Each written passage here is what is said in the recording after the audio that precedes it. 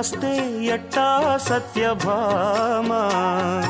బంగారు గిన్నెలోని పరువాల పాయసాలు నీకే ఉంచా నేను పోకిరి